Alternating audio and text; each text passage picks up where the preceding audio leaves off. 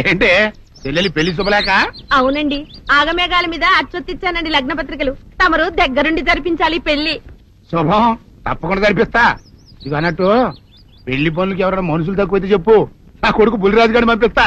చింతకాయం కాదు, మా ఇంటి నిండా బోల్డ్ మంది పనోళ్ళు పాలేర్లు. అసలే మాది ఇప్పుడు తొరల వంశం.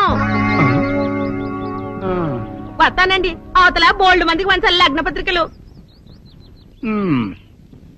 సెంతకాయలు అమ్ముకునేదానికి సిరిమాలత్యం పడితే సెంతకాయని చూసి సి వంకర టెంకరగా ఉంది, ఇదేం కాయా అని అడిగిందంట. అట్టుంది దీని కథ. డాడీ, ఏంట్రా? ఇది విషం, ఇది కిరసనాయలు, ఇది తాడు. అర్జెంట్ గా చచ్చిపోవాలంటే ఈ మూడిట్లో ఏది బెటరో చెప్పు డాడీ. ఈ ఇసం తాగి ఈ కిరసనాయలు మీద వేసుకుని ఈ తాడు ఊరేసుకుని అగ్గిపూల లపక్కన వెలిగించుకున్నారనుకో, టపక్కన ఎగిరిపోతారా. అవును, ఎంతకీ ఈ ఏర్పాట్లన్నీ ఎవరి సాగు కోసమో? నేనే ఆత్మహత్య చేసుకున్నాను అనుకుంటున్నాను. నా బావి పేసినంట, నువ్వు బతికొండంగానే నీ ముఖం పగలు చూస్తే రేత్రి కల్లోకి వస్తుంది. అట్టానికి నువ్వు సచ్చి దెయ్యమయ్యావనుకో, దెయ్యాలు కూడా బెదిరి సస్తాయి. నువ్వు సచ్చకరా, చచ్చుతా, సచ్చకరా. నేను చచ్చుతా. అయినా అంత అర్జెంట్ గా సత్తాల్సిన కర్మ నీకేంట్రా ఇప్పుడు? ఎందుక, నేను పిల్లని లవ్ చేశా. ఆ పిల్లను నేను పెళ్లి చేసుకుంటానంటే నువ్వు నో అంటావు. నేను నీ మాట వినను అంటే ఆ ఆస్తి కవర్ ఎవరికైనా ఇచ్చేస్తాను అంటావు. నువ్వు ఇచ్చేసే ఆస్తి కవర్ కంటే నేను ఇచ్చేసిన మనసే నాకు ముఖ్యం. అందుకే నేను చచ్చుతా. అదే విషయం. ఓరు నా బొగ్గుకొండా, నువ్వు ప్రెసిడెంట్ అవడం నాకు కావాలి గాని పేడెత్తుకునే అమ్మాయిని తీసుకొచ్చి నాన్న నేను దీన్ని ప్రేమించాను అని చెప్పు, నేను చేయకపోతాను. అవును, ఇంతకీ ఎవరమ్మాయి? ఒకటే అట్లా సిగ్గుపడబాక, చాలా సండాలంగా ఉంది. ఎవరో చెప్పు. అది అది జానకమ్మ. ఏంటి జానకమ్మ? అమ్మా, నీ గని పిచ్చిగా నెక్కిందంట్రా. నా వయసావిని నువ్వు ప్రేమించటమేట్రా? జానకమ్మ కాదు డాడీ, ఆవిడ మనవరాలు సౌందర్యను ఆవిడ మనవరాలా? నా ఎదుకున్నా నా బొగ్గుకొండ కదే. రే, జానకమ్మ గారితో ఇయ్యమందడం అంటే నేను మాత్రం కాదంటని చెప్పు. వెంటనే వెళ్ళి వాళ్ళతో మాట్లాడి ఆ ముఖరథం పెట్టించుకొస్తా. అబ్బా, కింద ఒత్తులు తీసేసి ప్రాణాలు తీసేస్తున్నావు డాడీ. ముఖరథం కాదు డాడీ, ముహూర్తము. ముహూర్తము అదేలా ముఖరథము, అదే పెట్టించుకొస్తా. డాడీ, నేనింకో డాడీ కాకుండా నీకే పుట్టినందుకు నాకు పిచ్చి హ్యాపీగా ఉంది డాడీ. ఆనందమానందమాయనే ఈ అందగాడు పెళ్లి కొడుకాయనే. తాతబ్బాయి గారు, ఈ శుభ సమయంలో మీకు విషయం చెప్పాలండి. మా బుల్లిరాజు గారు పుట్టినప్పుడు నా గురించి డాడీ చెప్పు చెప్పు చెప్పు. మా బుల్లిరాజు గారు పుట్టినప్పుడు మా ఆవిడికి పురుడు పోసిన మంత్రసాని చూసి పుట్టింది పంది పిల్లేమో అనుకుని అని అడిచి ముడిచిపోయిందండి. డాడీ, ఇప్పుడు అవన్నీ ఎందుకు? ఊరుకోవా, మన జీవితాల్లో గొప్ప ఈ చిత్రాలు జరిగినప్పుడు 10 మందికి చెప్పుకోవాలా. ఇప్పుడు మంత్రసాని మూర్చిపోయింది కదండి. ఇకపోతే మా ఆవిడ ఎట్టండి సేపుల్లే నా కొడుకుని కన్నానని బెంగపడి పురిటి స్థానం అవ్వకముందే చచ్చిపోయిందండి. డాడీ, నేను నీ కడుపున పుట్టపట్ట కదా నాకు ఈ ఫేస్ వచ్చింది. నేను ఇంకొక నాన్నకు పుట్టిన అందంగా నన్ను పుట్టుండేవాడిని. ఇక చూడు, కాకి పిల్ల కాకి ముద్దురా. నీ మొహం ఎప్పుడు నాకు ముద్దొత్తనే ఉంటుందిరా కన్నా. ఇకపోతే మా ఆవిడ చచ్చిపోయింది కదండి. ఈయన్ని ఎత్తుకోవడానికి వచ్చిన పని పిల్లలండి. ఈయన చూసి దడుచుకుని పరుగో పారిపోయేవారండి. అసలు ఈడికి ఈ జన్మలో పెళ్ళవుద్దా అని నేను ఈ ఆడవని రోజు లేదనుకోండి. అట్లాంటిది మా బుల్లిరాజు గారికి మీ అమ్మాయితో పెళ్లి కుదరటం నిజంగా మా అదృష్టం కదండి. ఎంత మాట, మీలాంటి వారితో వీవంతరం మా అదృష్టం. అలాగే అంత మాట్లాడతారు. పొంతులు గారు మొకరథం పెట్టేయండి. అయ్యా, ఈనాటికి సరిగ్గా 4వ రోజుకు ఓ మంచి దివ్యమైన ముహూర్తం ఉంది. అయితే అదే కాయ చేసేయండి. ఏంటండి అట్లాగే ఏమనే, మా ఓడికి పెళ్లి ఖాయమైతే మా నూరు దేవాలయంలో దేవుడికి అభిషేకం చేయిస్తానని మొక్కుకున్నానంటే ఆ అభిషేకం ఇలా జరిపిస్తున్నాను. మీరందరూ పెళ్లి కూతురు తీసుకుని తప్పకుండా రావాలి. అమ్మో జానకమ్మ, నువ్వు కూడా తప్పకుండా రావాలి. ఎంత మాట, తప్పకుండా వస్తాను. అట్లాగేనమ్మా, వస్తానండి. అమ్మా, పల్నాటి నాగమ్మ లెవెల్లో పథకాలేసి ఈ పెళ్లిని జరగొడదామని చూసావు. అది తెలుసుకోలేనంత ఎదవని కాదు నేను. మీ అందరికీ తెల్లారదాకా టైం ఇస్తున్నా. నా కొడుకుని ఎక్కడ దాచారో చెప్పకపోతే మీ అందరి బతుకులు తెల్లారిపోతాయి. నిజంగా బుల్రాజు అయ్యాడో మాకు తెలియదండి. నేను ఇంకేమీ దలుచుకోలేదు. మీకు ఇచ్చిన గడువు లోపల మీరు నిజం చెప్పాలి, అదే నేను వినాలి, అంతే.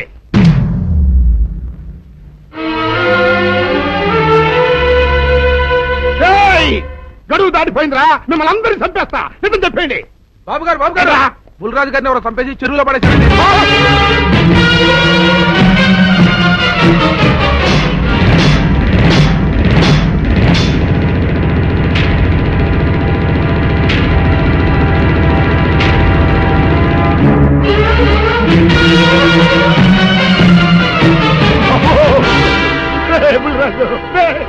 ధర్మానికి మారుపేరైన మీ కన్న కొడుకు మీద ఎవరు పగ పెంచుకున్నారో గాని మొహం నామరూపాలు లేకుండా చెక్కేశారు బాబా. నిన్ను ఈ ఊరి ప్రెసిడెంట్ చేద్దాం కదా అని ఎన్ని కలలు కన్నారా, అప్పుడే నీకు నూరేళ్ళు నిండిపోయినాయిరా. బుల్రాజు వచ్చారండి గారు, రండి చూడండి, ఈ గోడలు చూడండి. పెద్ద మనుషులు అనుకున్న వాళ్ళందరూ కలిసి పన్నాగం పన్ని నా బిడ్డను పొట్టను పెట్టుకున్నారండి. నా బిడ్డ సాగు కారణమైన వాళ్ళు ఎవ్వరూ బతికి బట్ట కట్టడానికి వెళ్ళలేదండి. ముఖ్యంగా ఈరోనండి, మీ ఆవేశాన్ని కాస్త తగ్గించుకోండి. అసలు మీ అబ్బాయిని ఇతనే చంపాడడానికి సాక్ష్యం ఏమిటి? ఆశ్చర్యం ఏంటండి, ఈడో పిల్లలు ప్రేమించాడంట, ఆ పిల్లనే మా అబ్బాయి పెళ్లి చేసుకోబోతుంటాను. వీళ్ళందరూ కలిసి ఆ పెళ్లిని ఆపుదాం చూశారండి. అది కుదరపోయేటప్పటికి ఈ ఘోరం తలపెట్టారండి. ఓకే ఓకే, మీరు ఆవేశపడకండి. ఆ విషయాలన్నీ చూసుకోవడానికి మేమున్నాం. Mister, your under arrest. Constables, అది తీసుకురండి. ఆగండి, ఈ హత్య చేసింది సీను కాదు. అతను కాదా? మరెవరు? నేను. జానకి, అవును వీరుడు, బుల్లిరాజుని నేనే చంపాను. నువ్వు చంపావా? నేనమ్మా. అవును, నా మనవరాలికి సీనుకి పెళ్లి చేయాలంటే వీళ్ళెవరూ ఒప్పుకోలేదు. చూస్తూ చూస్తూ వాళ్ళ ప్రేమని బలి చేయలేకపోయాను. బుల్లిరాజు దగ్గరికి వచ్చి వాళ్ళ పెళ్లికి సహకరించమని ఎంతో ప్రాధేయపడ్డాను. అతనందుకు ఒప్పుకోలేదు సరికదా. చాలా అసభ్యంగా ఒక్క రాత్రి సౌందర్య తనతో గడిపిన తర్వాత సీనుకిచ్చి పెళ్లి చేసుకోమన్నాడు. నాలో ఆవేశం పొంగింది. ఏం చేస్తున్నానో నాకే తెలియలేదు. అక్కడ ఉన్న ఇనుపు లైట్ స్టాండ్ తో బలంగా బుల్లిరాజు నెత్తి మీద కొట్టాను. ఆ తర్వాత గాని నేను చేసిందేమిటో నాకు తెలియలేదు. కానీ అప్పటికే అతని ప్రాణాలు పోయాయి. వెంటనే శవాన్ని అక్కడి నుంచి తరలించి చెరువులో తోయించాను. ఇన్స్పెక్టర్ గారు, జరిగింది చెప్పాను. ఇందులో ఎవరి ప్రమేయం లేదు. ఈ హత్య చేసింది నేను. నన్ను అరెస్ట్ చేయండి. I see. అలాగా. కానిస్టేబుల్స్, ఆవిడ అరెస్ట్ చేసి తీసుకురండి. ఈ బాడీని పోస్ట్ మార్టం పంపించండి. వాళ్ళందరూ వదిలేయండి. పెద్దరాజు గారు, మీరు ఒకసారి స్టేషన్కి వచ్చి స్టేట్మెంట్ ఇవ్వండి.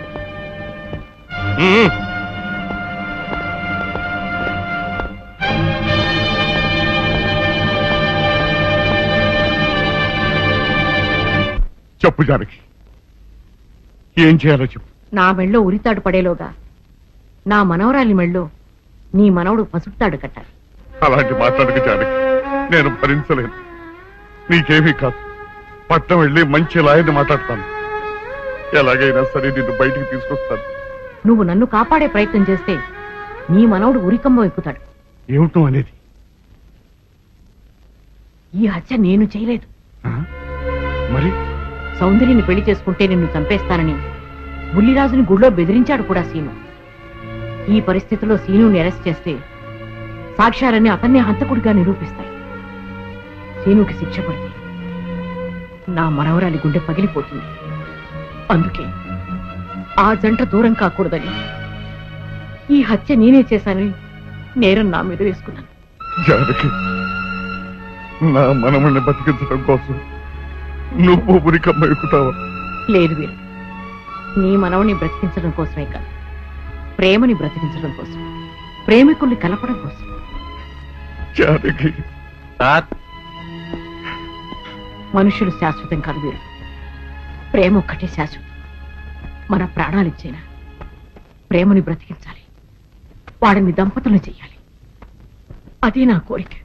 చేస్తావు కదూ?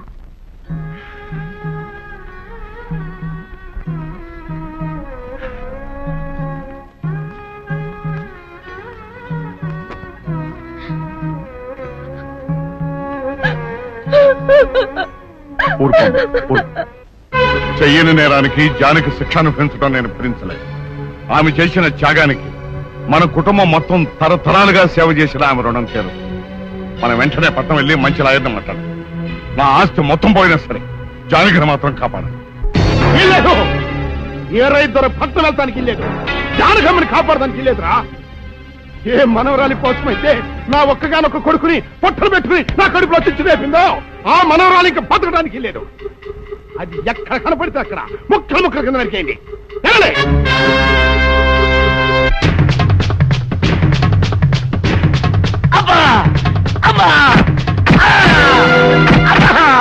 అభం శుభం తెలియ నా చెల్లిని పెళ్లి చేసుకుంటాను నమ్మించి మోసం చేస్తావా? ఒరేయ్, నువ్వు వేరే పెళ్లి చేసుకుంటావు తెలిసి కూడా నీకు ఏ అపకారం తలపెట్టకుండా తన ఆత్మహత్య చేసుకోబోయిందిరా నా చెల్లెలు. అలాంటి మంచి పిల్లకి ద్రోహం చేయడానికి మనసులో వచ్చిందిరా.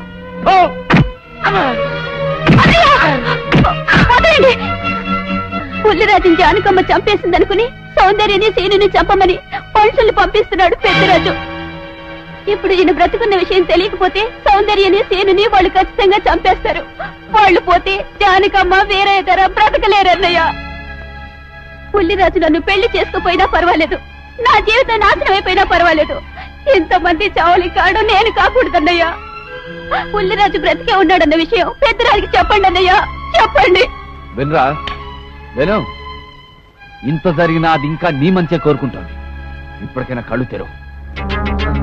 రేయ్, ఈ నీడి బాబు కబ చెప్పండి రా. ప్రెసిడెంట్ గారి మనుషులు సౌందర్యం తీసుకుపోతున్నారు. మన సీని గారి స్నేహితులు ఆల్పో కలబడ్డారు. రండి రండి.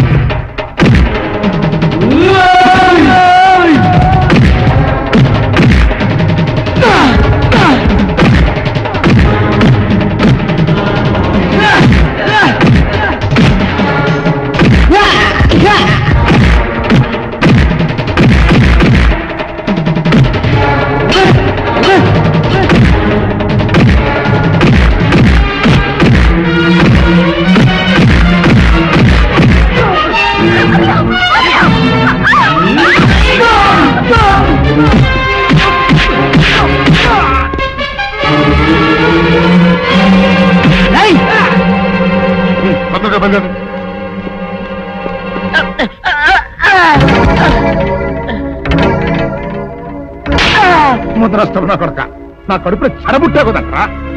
ఇంతకన్నా నువ్వు చచ్చినా బాగుండేది. నువ్వు నిజంగా చచ్చావనుకుని ఆ పిల్లలు కూడా చంపేమని మనుషులు పంపించారు కదట్రా. అమ్మా గౌరీ, మా ఊరు చేసిన ఏదో పనికి నేను క్షమాపణ కోరుకుంటానమ్మా. పెద్దవారు అంత మాట అనకండి. ఏంట్రా సిగ్గు లేకుండా ఇంకా నిలబడి చూస్తావు? లగెత్తుకుని పోలీస్ స్టేషన్కి వెళ్ళి నేను ఇంకా బతికుండే తెచ్చాను అని చెప్పి జానకమ్మ నిరూపించుకురా. ఆ పిల్లకేం కాకుండా నేను చూసుకుంటా. అతను నిలబడతావురా పో.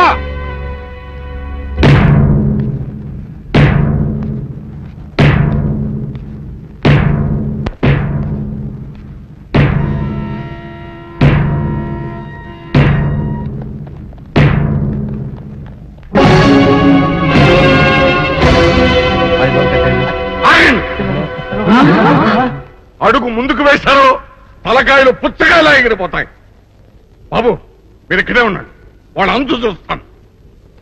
ఒరే పెద్దిరాజు, నీ బలగాన్ని వెంటేసుకొస్తే నేను బెదిరిపోయి నా మనవణ్ణి మనవరాలు నీకు అప్పగిస్తాను అనుకున్నావురా? ఎరగరా, ఆవేశం తగ్గించే కాస్త నేను చెప్పేది ఇరవయా. దమ్ములుంటే మగాడు అన్నవాడు ముందుకు రండిరా, ఈ వీరగర సత్తాయితో చూపిస్తాను. ఇప్పించుకోండి బాబు.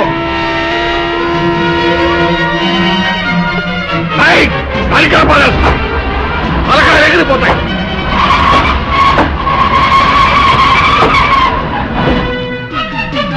నేను అమ్మాయి మీరు ఎక్కడే ఎక్కడ మీరు వీళ్ళ సంగతి నేను చూస్తాను. తాతయ్య మరి నువ్వు ఎక్కడే తాతయ్య పెద్దరాజు ఎగిరిపోతుంది. ఎక్కడెక్కడ వస్తున్నారు